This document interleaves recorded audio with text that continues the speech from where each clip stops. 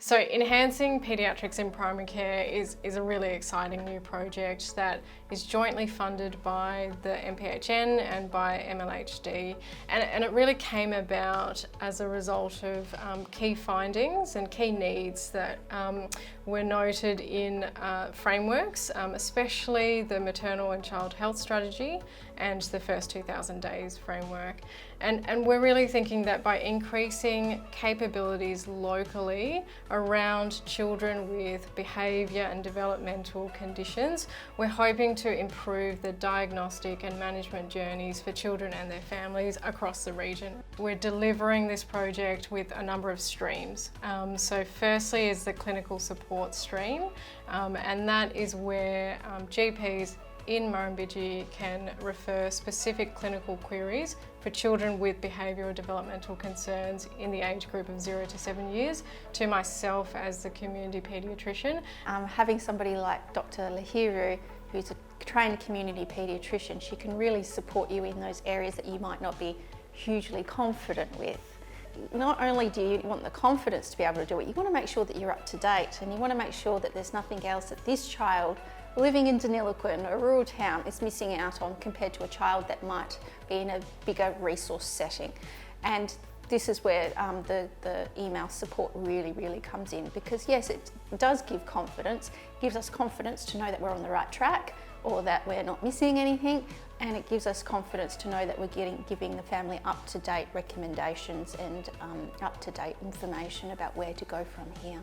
The second arm, we're running an education package, and really we're trying to build on the capacity and knowledge that exists in the local primary healthcare workforce. We're parallel to that, we're delivering clinical guidelines that are localised and published, and request pages around resources that exist locally, and we're publishing that in Health Pathways as well.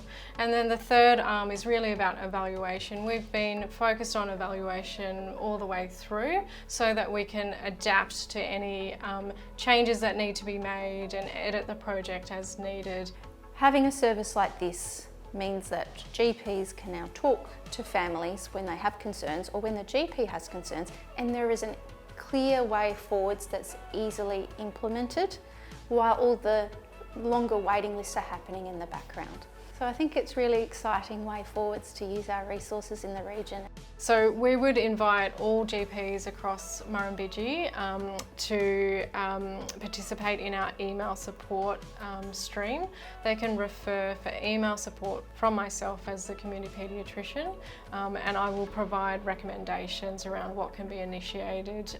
Secondly, we would also encourage GPs to participate in the online learning and attend the webinars that we're hosting. We are keen to hear GPs' thoughts on what other topics that we can do around behaviour development for children, and we will absolutely try to incorporate those into our program.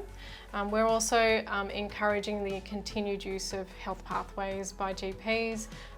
We have additional pathways that we've localised and added to health pathways this year, and really that is a written kind of guideline that we're encouraging GPs to utilise.